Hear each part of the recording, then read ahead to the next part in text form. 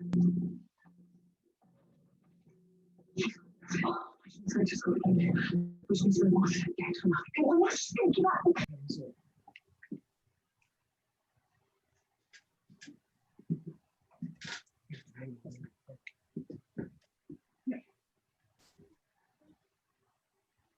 It's just straight up and down now, but for any reason, I just made it back.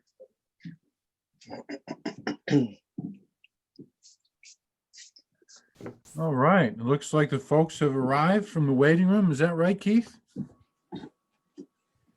That is correct. All right, folks, thank you so much for joining us. Welcome to AARP's Cook for Health with Chef Alexa Joan. This is the second round of cooking classes with Chef Alexa Joan. She was with us in November for a few classes as folks were getting ready for Thanksgiving festivities. And now we are kicking it back up with Chef Alexa Joan's classes prior to Christmas and other holiday seasons.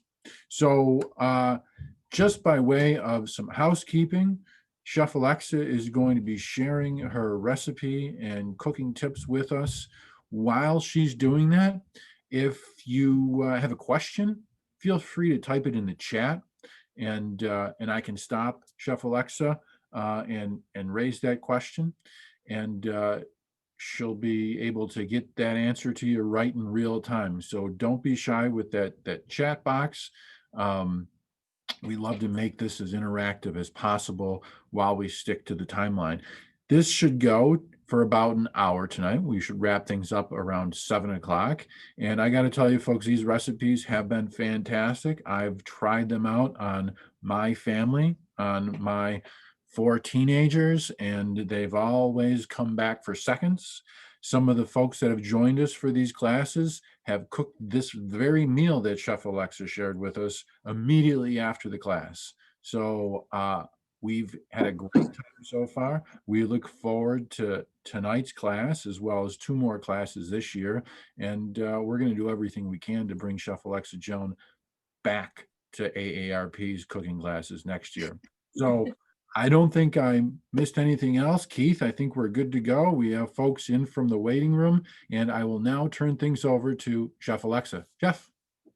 Hello, everyone. I hope everyone is enjoying this mild-ish winter weather, even though we just had snow yesterday.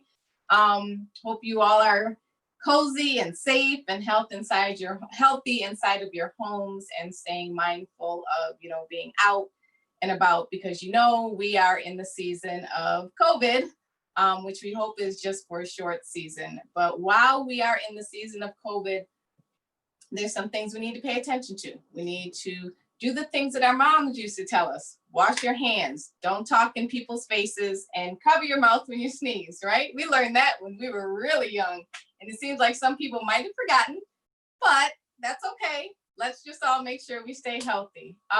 So I'm here today. My name is Chef Alexa Joan Wajid.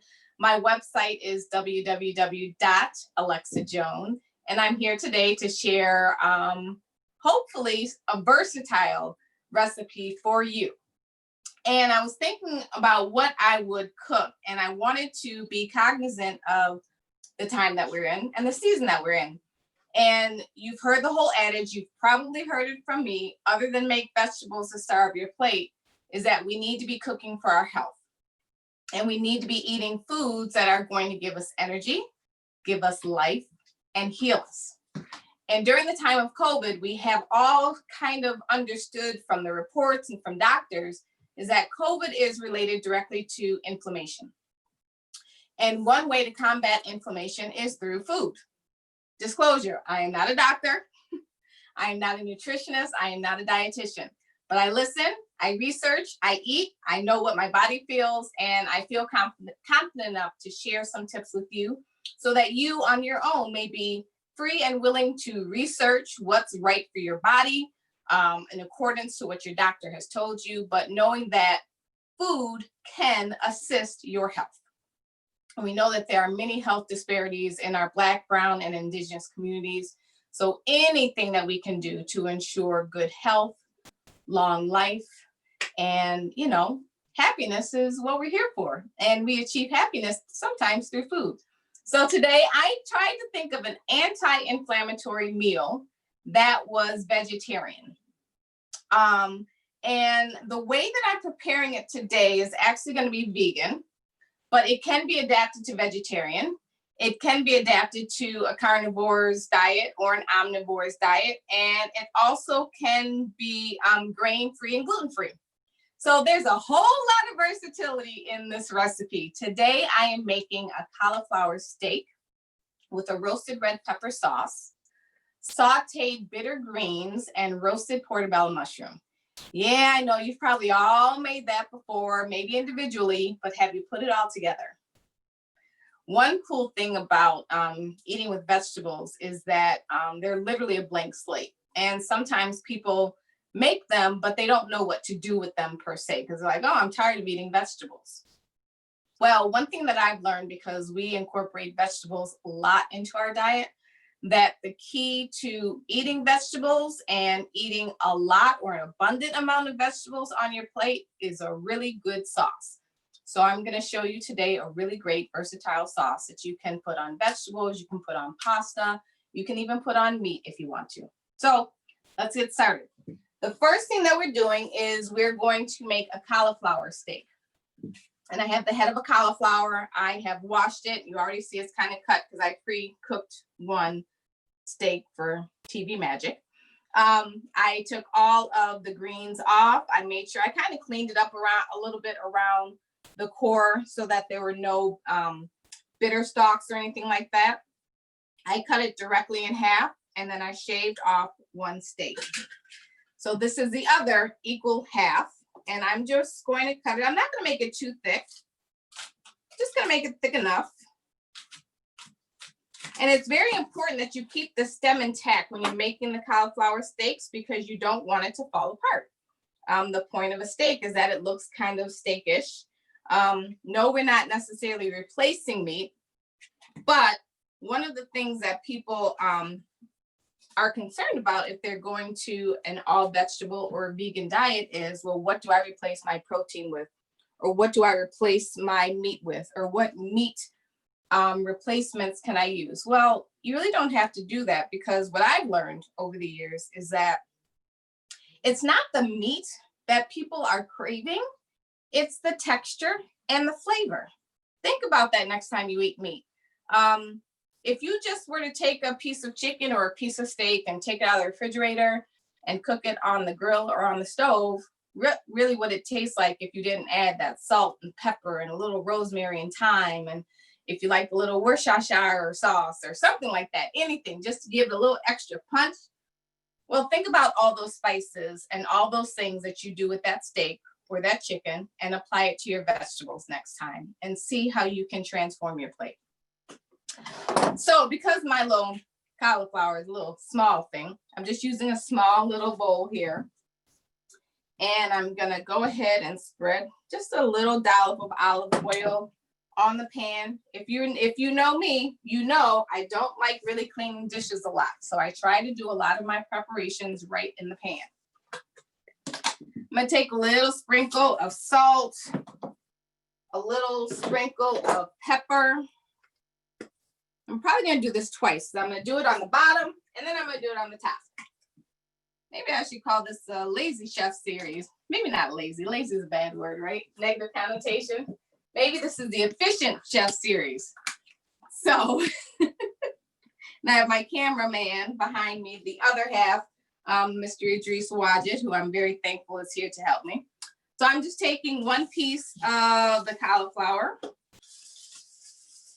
And the other piece, let's see. Somebody said the 1 hour chef. The 1 hour chef. Ooh, I'll take that. Because I'm honestly sometimes surprised at how much I can get accomplished in an hour. And we're going to see if that holds true today. So I'm just making sure that what I want to mostly do is make sure that the cauliflower on both sides gets a nice amount of oil and a nice amount of seasoning, because that's what we want. We want a nice brown piece of cauliflower. And you've also heard me say before, presentation side down. So that's not, that might be presentation worthy, but I think this is a nice side that we would want to get nice and caramelized that we would want to show on our plate first. So I'm going to put that side down and put that in a 425-degree preheated oven for 15 minutes. Then I'm going to turn it over and I'm going to cook it for another probably 10 minutes, just to make sure it's nice and brown. So I'm going to set my timer. And then the next thing we're working on is our portobello mushroom. Mushrooms are really great. Mushrooms actually have a lot of vitamin D in them, which is great. I've heard from many sources, many doctors, and many reports that is wonderful for helping to combat COVID-19. So make sure you're taking your vitamin D, make sure you're taking your zinc, make sure you're taking your vitamin C, D, zinc, and your medicines and whatever else you need to stay healthy. So I'm just taking a damp rag and I'm wiping the outside of the mushroom. I don't want to wash this underwater because the mushroom already contains a lot of liquid, and I'm going to be adding some liquid to this while I roast it and bake it. So I don't want to have it too soggy. The other thing I'm going to do is I'm going to do this two ways. The first one, I'm just going to simply take out the stem and leave the gills. And we're going to show you the difference. So the stem is going to come out. The second one, I'm going to take out the stem and the gills. The gills are similar to the gills that you would find on a fish. The brown part, the under part of the mushroom. What happens with the gills, again, with that containing moisture of the mushroom, it gives the mushroom a little different texture when it's cooked. So if you remove them, it tends to be a little, I guess I could say a tougher texture because you don't have that little extra bit of moisture. So I'm just taking a spoon and very carefully, because they're very, very soft. They don't take a lot of movement or scraping. Just simply scrape them off, get all the gills out.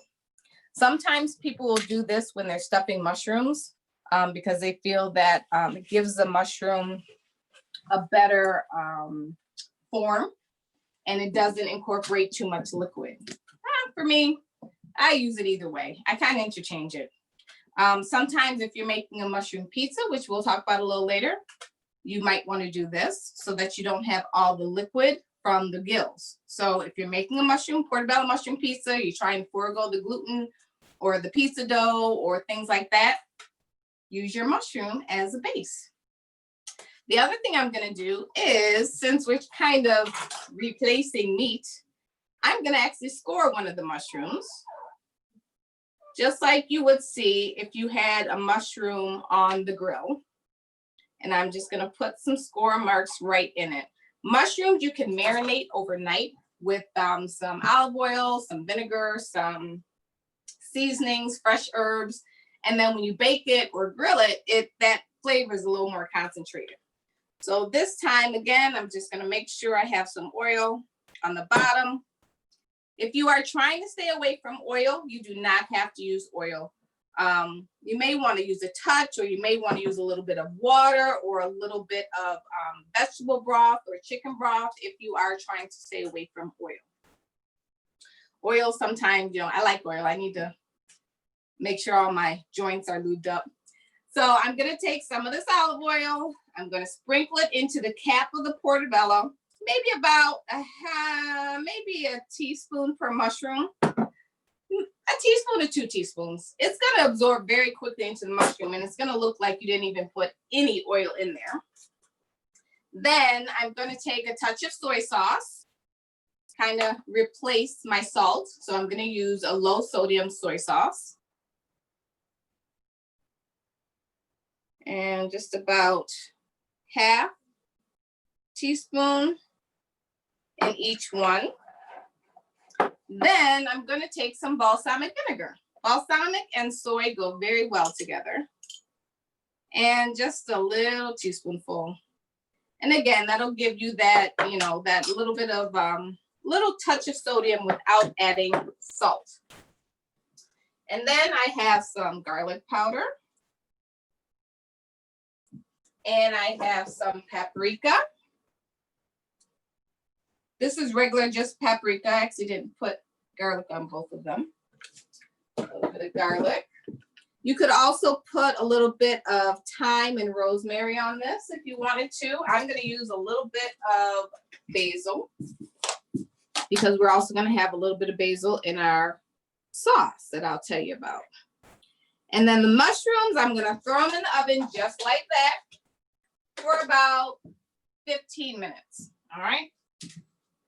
Simple, literally just like this. It doesn't take long at all. That was about 4 minutes. My cauliflower steak is bubbling away. I'm gonna put my mushrooms right next to it. Now, I am going to prepare my sauteed greens that are going to go on top of my cauliflower steak. And for that, I'm gonna need some shallots and I'm gonna need some garlic. How's everybody doing out there? I know it's Thursday night and all, and everybody's ready for the holidays, or maybe you're not really ready for the holidays considering they're going to be a little different this year. So shallots are something, it's similar, it's in the onion family, but it's a milder flavor than an onion. Some people think it's like a cross between a garlic and an onion, but it's a nice flavor, and I'm simply going to saute these with a little bit of vinegar. Maybe not vinegar. Maybe I'll just deglaze the pan with a little bit of wine and then saute the greens. So I cut it in half, and then I'm just gonna make some nice slices.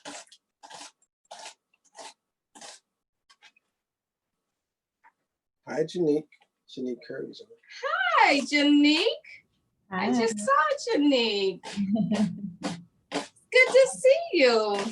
Well, hear your laugh in your voice because I know it very well. I need some help in the kitchen, so that's why I'm here. Well, welcome. I hope that I can help. So we're just, having fun with vegetables. That's really the goal.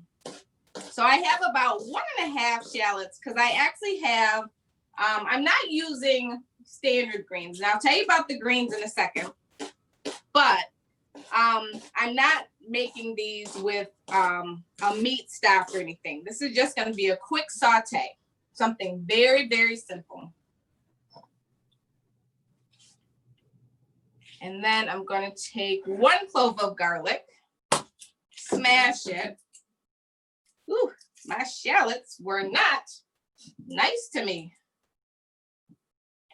So again, if you are cutting up your onions or your shallots, I got a couple tears here, and you notice that there's a little bit of a scent or a strong odor, well, maybe your onions are old.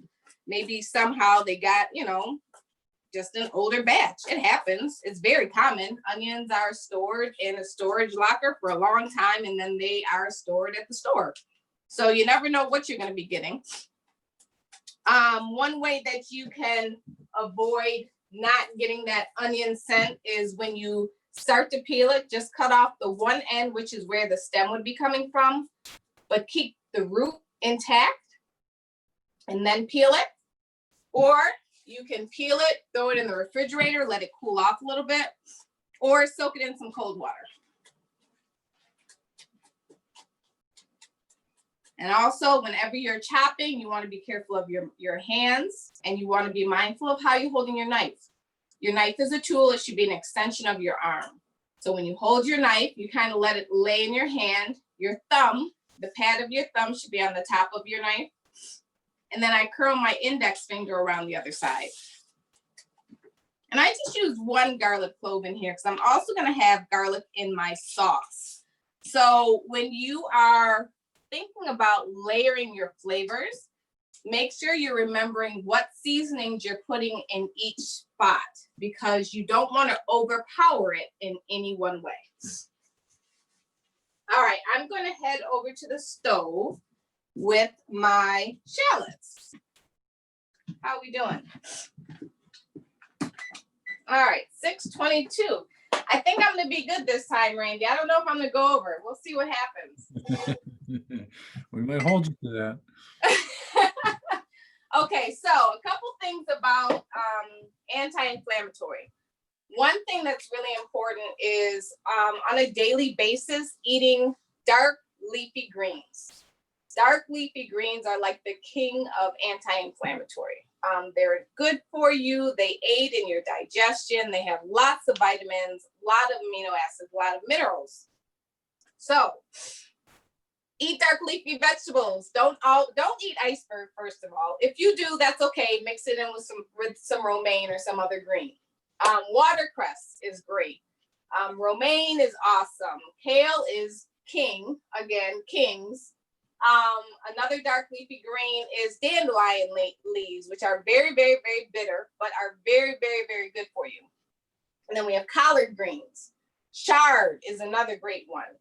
Beet greens, you can eat beet greens. The tops of the leaves that come on top of beets, those are amazing as dark leafy vegetables. Today, I am not making collard greens.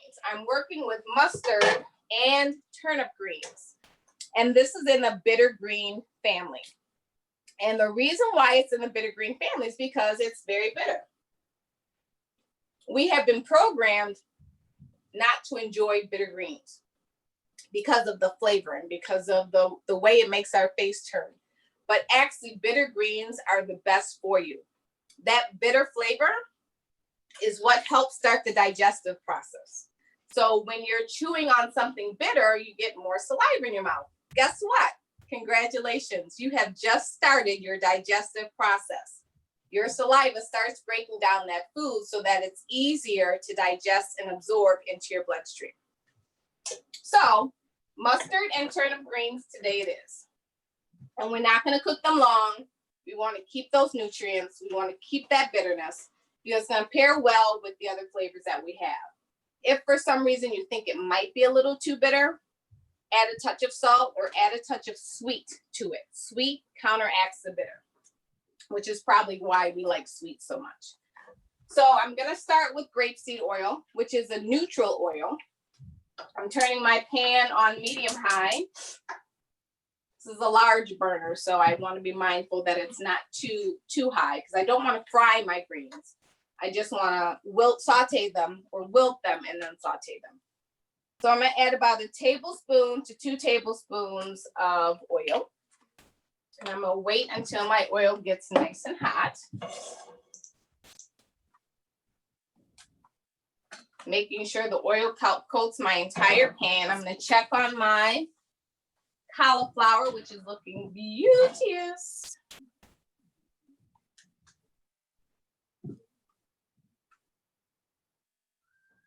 Almost there.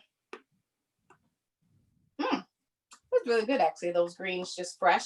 And when I wash my greens, I wash them with my hand, and then I de-stem them, and then I put them individually, and then I put them in a big bin of water with vinegar, so I could, get more of that dust, more of that dirt and sand off of them.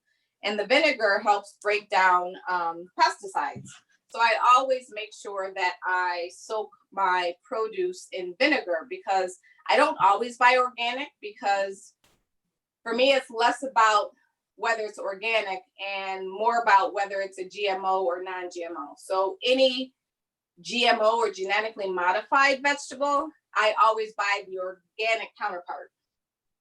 But if it's not a non-GMO, if it's not a GMO crop, then I don't bother buying organic. I just make sure I wash it really well and get the pesticides off. All right, my oil is nice and hot. This time typically I don't put my garlic and my onions in at the same time because I don't want my garlic to burn. But my heat is not going to be very high. And I just want get a nice translucent look on those shallots. So I'm not too concerned about my garlic being burned or brown. If you do have garlic in your pan and it turns brown or starts to turn darker than light brown, take it out, start over. That burned garlic is going to be very bitter and it's going to add a very off flavor to your food. So you want to get rid of that. So I'm gonna let these cook up really nice. Oh, we have some music, elevator music for us. Thank you, cameraman. All right, I have about 15 seconds left on my cauliflower, so let's check it. Where did you find the turnip greens, Mama? Mama I Wanda? got it from Wegmans, surprisingly. The one on Alberta Drive. I was really surprised. Auntie Val says hey. Huh? Auntie Val says hey. Hi, Auntie Val. So it's been about 15 minutes at a 425-degree oven. You see that nice brown caramelization around the edge of the cauliflower. I'm flipping it because it's nice and brown. Throw it back in the oven for about 10 minutes.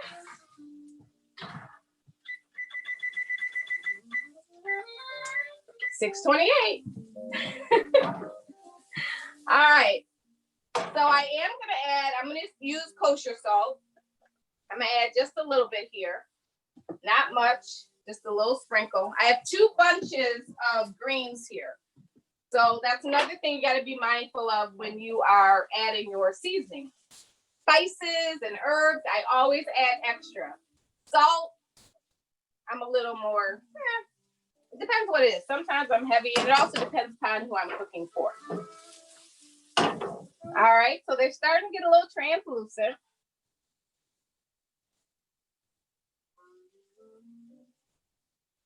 Another thing you can do is with shallots is to cook them so they're nice and like frizzled or kind of caramelized.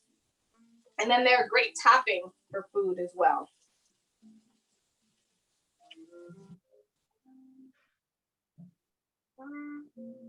All right, so I'm getting a little brown on my shallots,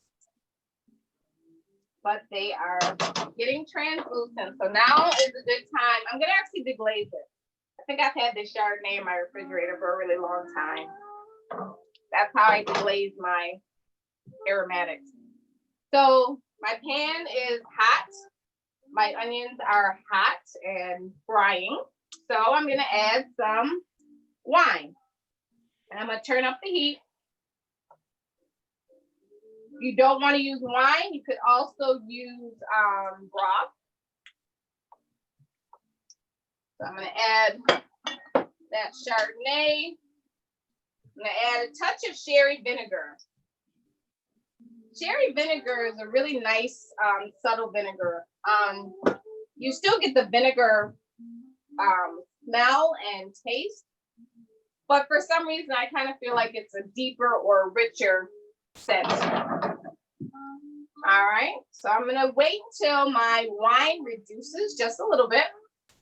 And then once it reduces, I'm gonna add in my greens so they can get a little bit of coated with the wine reduction. There's a little bit of oil already in there with the shallots and the garlic. It's like perfect.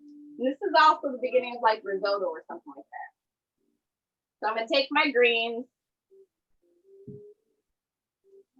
a little bit at a time. I'm not gonna try and cook them all at once. Turn my heat back down to medium. Get my tongs so it's easier just to move things around.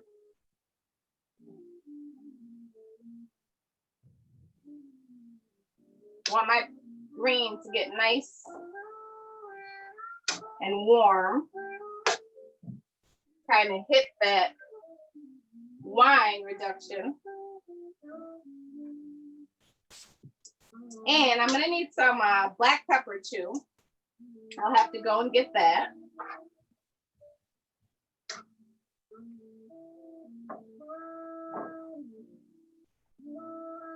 Okay. Make a little more room. Yes, I am using a saute pan. I am not using a big stock pot. There will be no pot liquor in this batch of greens. That's why I'm not serving cornbread.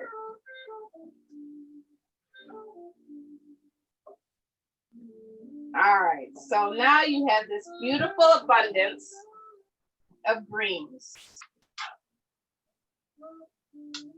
All right, and we're gonna let this cook down. And I'm gonna go back over to the counter and show you what we're gonna do to start our sauce. Ready, cameraman? Still. I'm gonna keep these on maybe about medium because I'm gonna walk away. Toya asked. So, Chef, we have a question. Okay. You said you mentioned a pot liquor, and Toya wants to know what's a pot liquor. Pot liquor is the old term for collard green stock or green stock. So if you're cooking up your collard greens with your kale and your mustard greens, you're typically Southern. You will start with maybe some ham hock or some smoked turkey with some water, a little bit of salt, some crushed red pepper, touch of sugar, and you're gonna let that boil for like an hour. Get all the flavor out of your meat so that it gets into the broth. Then you're gonna take your meat out. You're gonna put your greens in, and your greens end up getting braised or stewed. And then the greens mix with the broth, and it creates this wonderful, healthy pot liquor. And the reason that this pot liquor is so healthy is because we cooked the greens for so long that all the nutrients kind of have seeped into the water. So that's pot liquor.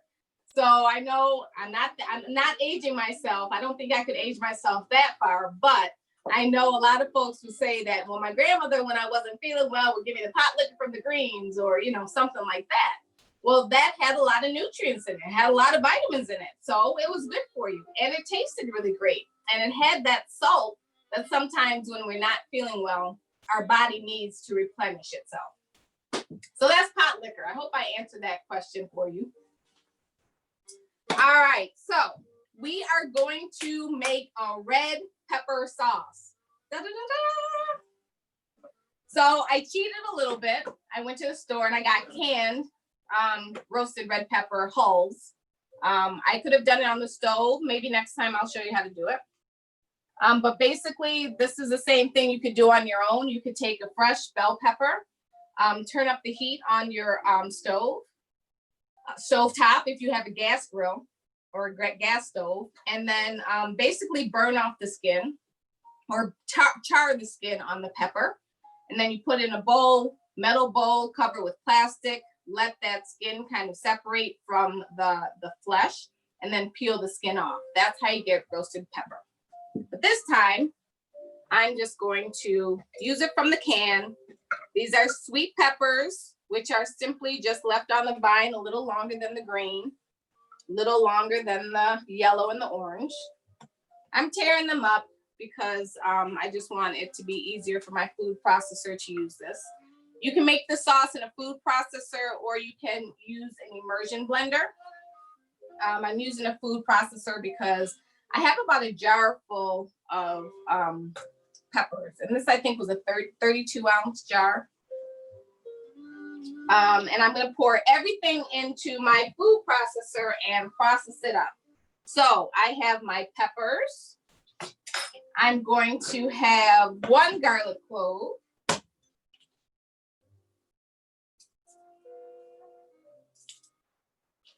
Take off the end part. I'm going to add my almonds. About a half. I'm going to start with maybe 1/4 of a cup to a 1/2 of a cup. I don't want to put the whole thing in because I may want a different texture. So if I want a thinner texture, I need to add more liquid. If I want a thicker texture, I have to add in more almonds. I have 1 lemon, which I am going to zest to get the full flavor. I've already washed my lemon.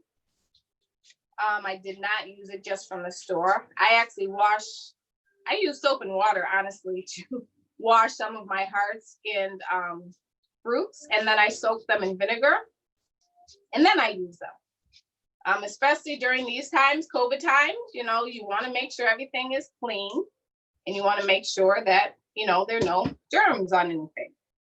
So I have my lemon zest. Gonna cut my lemon in half. So I have a wonderful juicer,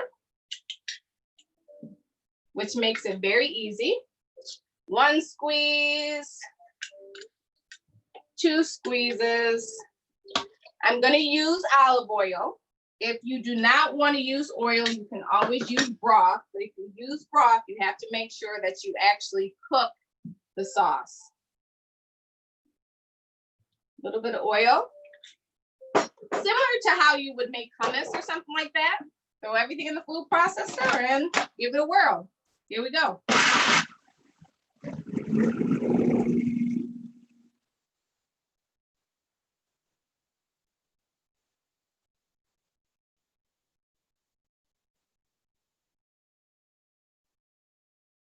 I did toast my almonds before I put them in the food processor. So I simply did that in the oven as it preheated. And I'm gonna need some more oil.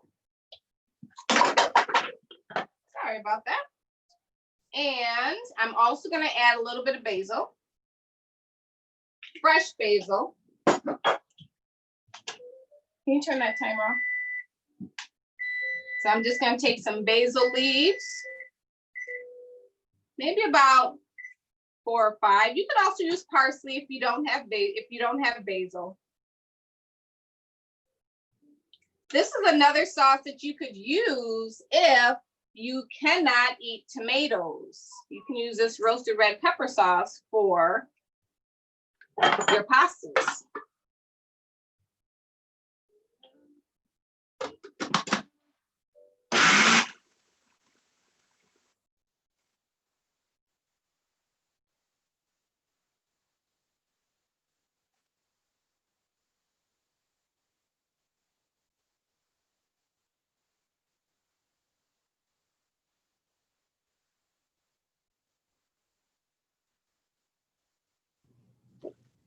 Alexa, why is there a hole in the top of a food processor? What? Why is there a hole in the top of a food processor? Did you see what I just did with the oil? Yeah. Is that the purpose of it? That's the purpose, so you can keep processing while you're making additions to what you're making. Okay. I'm always afraid everything's gonna fly out. All right, so this is the sauce. It's a little chunky. If I want it thinner, what do I have to do? Add some more olive oil. But I don't know, I may like this. That's good. That's really good. I need some more oil, but before I do that, let's check on the cauliflower and the mushrooms because the timer already went off. Come on, cameraman. Oh, that was really good. I think what helped is the toasted almonds. And here are my wilted greens. I can also add a little broth to this and deglaze my pan with a little butter or vegan butter if I wanted a little bit of sauce.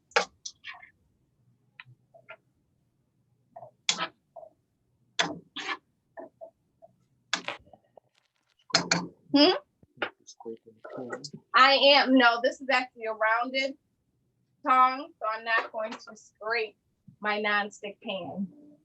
All right, so I have my cauliflower steak, which is looking beautiful. And I have my mushroom.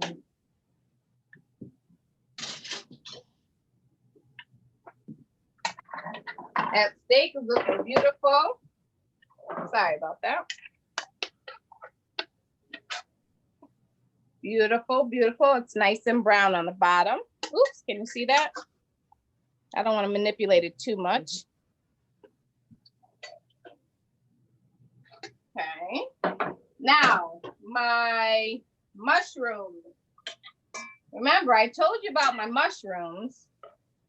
One of them, I took the gills off. So I don't know if you can tell through the camera, but it's a little stiffer.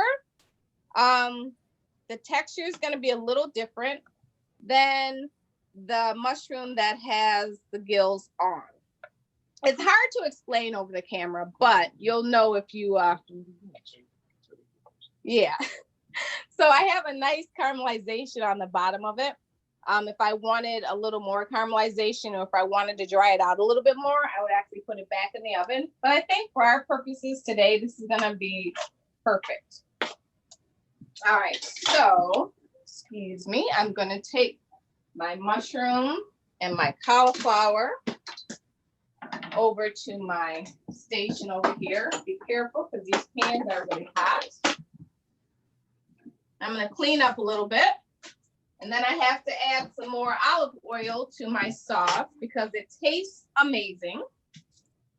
And again, this is a sauce that you can keep in your refrigerator. You can freeze and you can keep it. I mean, it's awesome. It's really a great sauce. So I'm going to turn on the food processor again, so it's going to be really loud. If you have a question, just give me a second.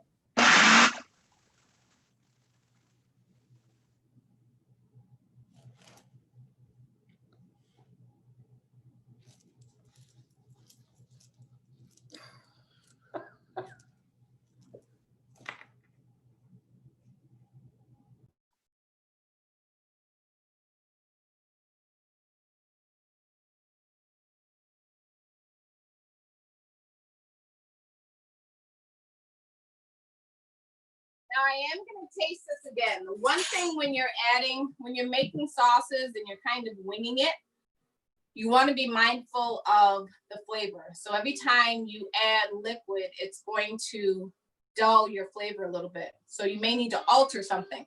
So that's why I'm going to make sure I taste it to make sure it doesn't taste like olive oil. And I use a different spoon.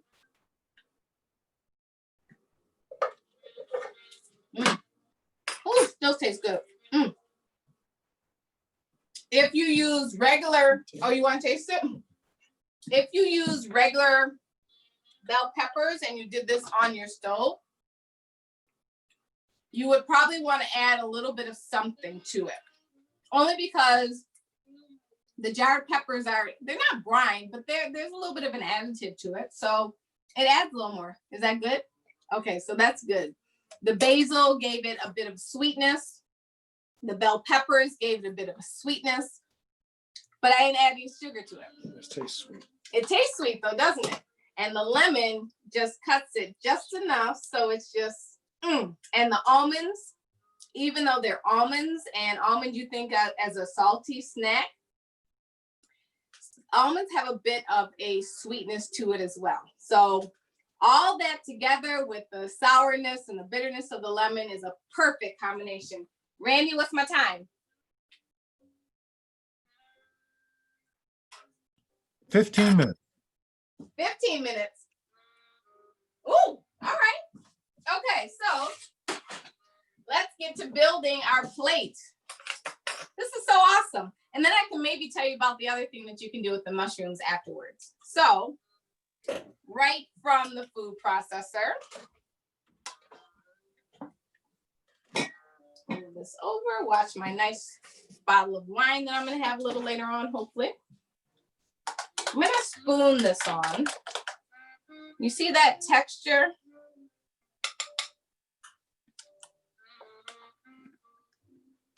I love sauces, so I kind of use my sauce as a bed. You could also use it I just love sauces. They just, especially when they're this good.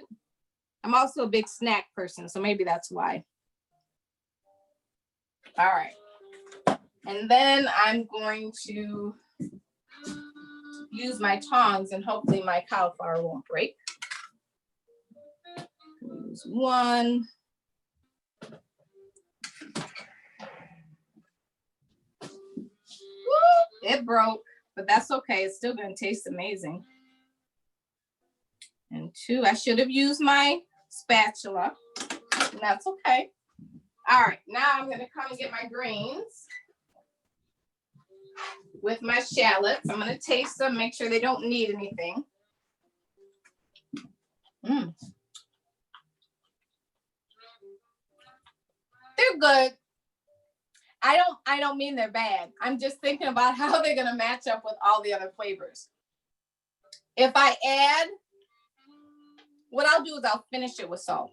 Because if I add like a bunch of salt or soy sauce now, it's going to be too like overpowering. Because remember, I have the roasted red pepper sauce that's been salted, a little sour, briny, acidic with the lemon juice. I have salt on the cauliflower, and I also have salt on the mushrooms. So it's okay if your greens are not as salted because all the flavor is gonna come through. So I'm gonna just pile it high. Why not?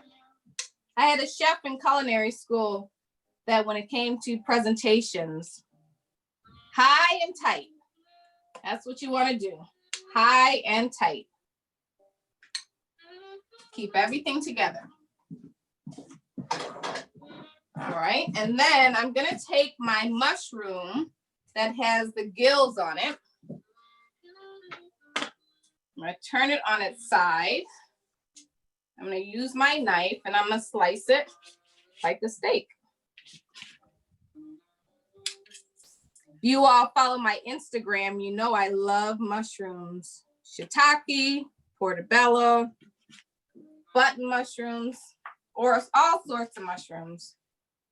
So what I'm gonna do, take this,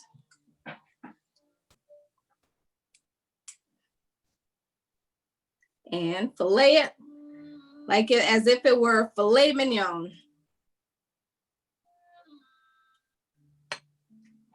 And then if I had a little bit of greenery, I could put that on top, or I could put a little dollop of the sauce on top and have at it like that. So here you have an anti-inflammatory gourmet meal. You have your mushrooms, you have your bitter greens with some shallots and garlic. You have a cauliflower steak.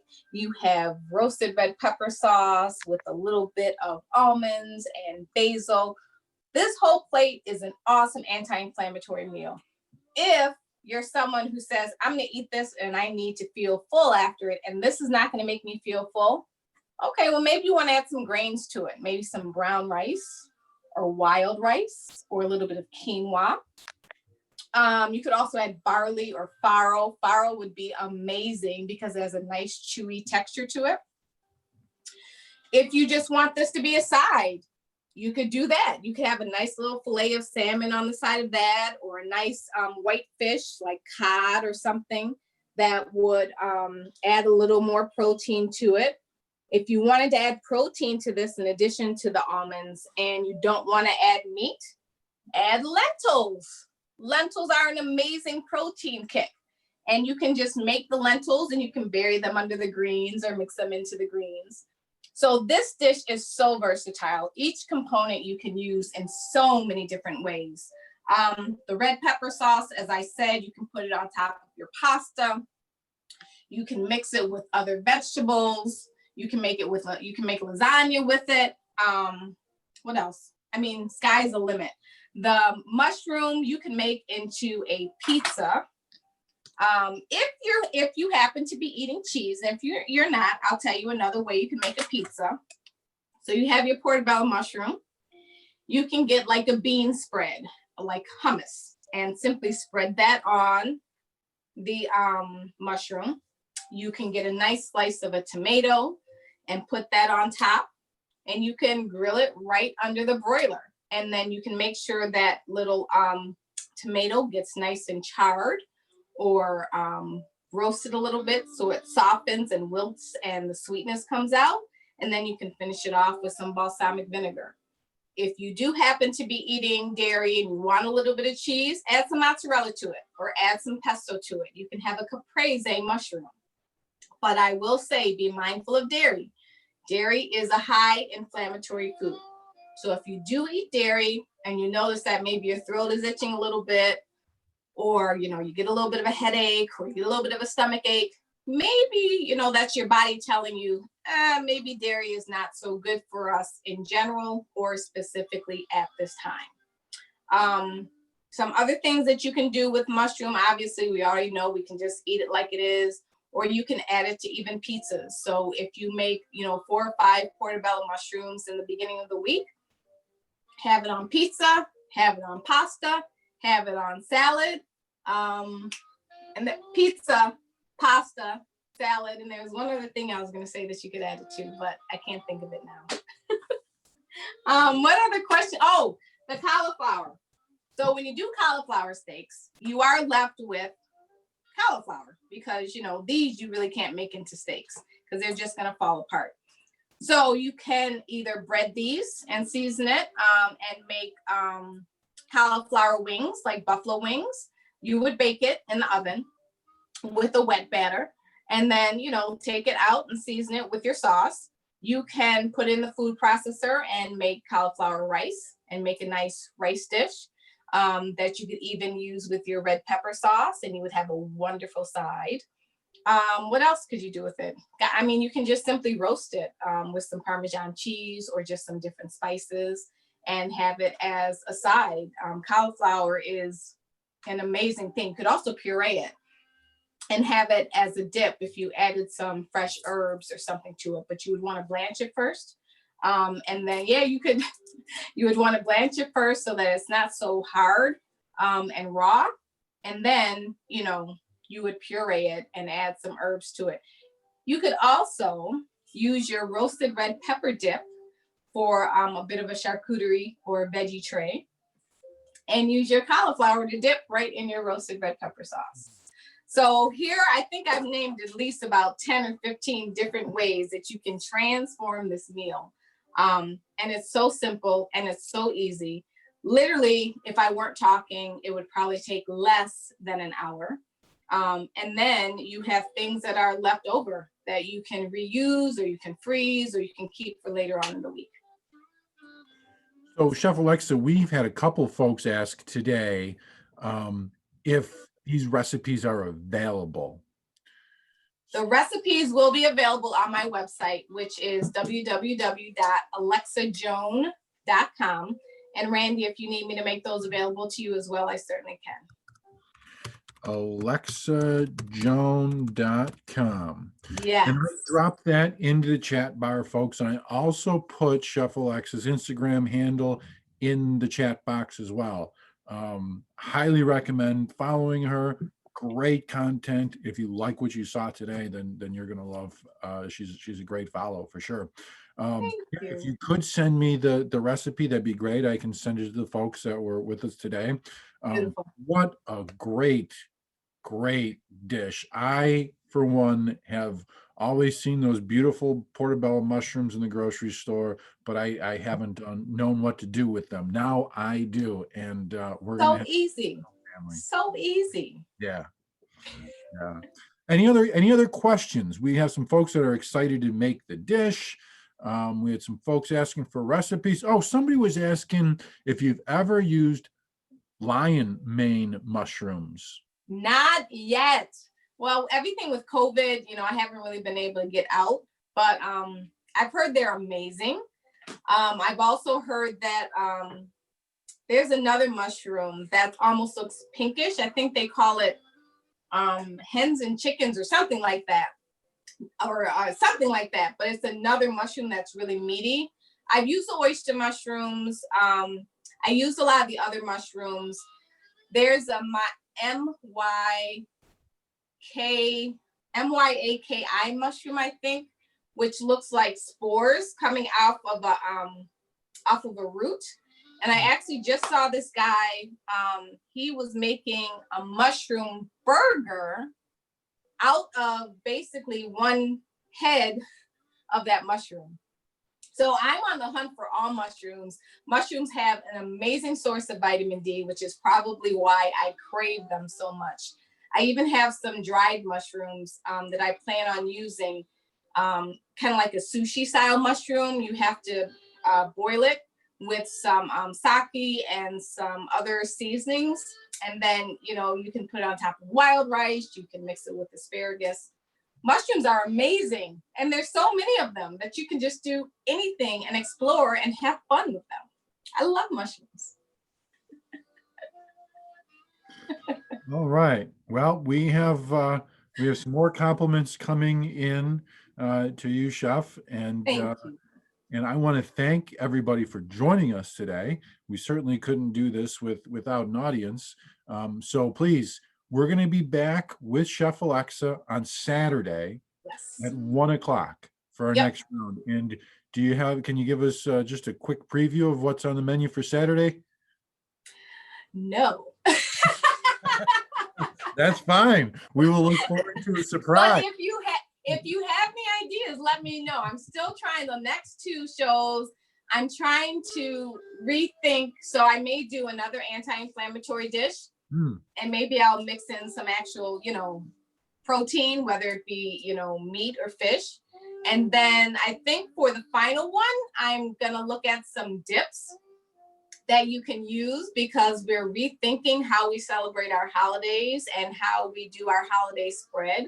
So having some holiday dips are something that you can eat during the day leading up to the meal, or you can incorporate it into a new family meal.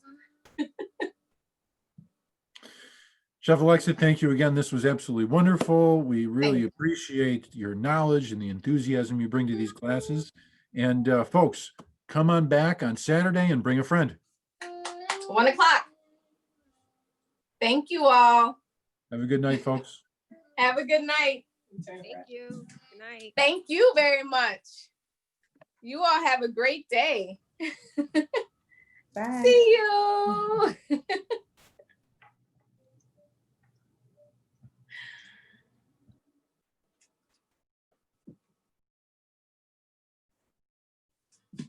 Ah.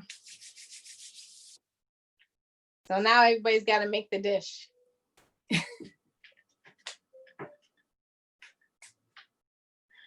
Thank you, Keith. You're welcome. I did a little bit of a finish move there of putting the slide with Cook for Health with Chef Alexa Joan back up again at the end there. And then I stopped the recording right when you said, now everyone's got to go make the meal.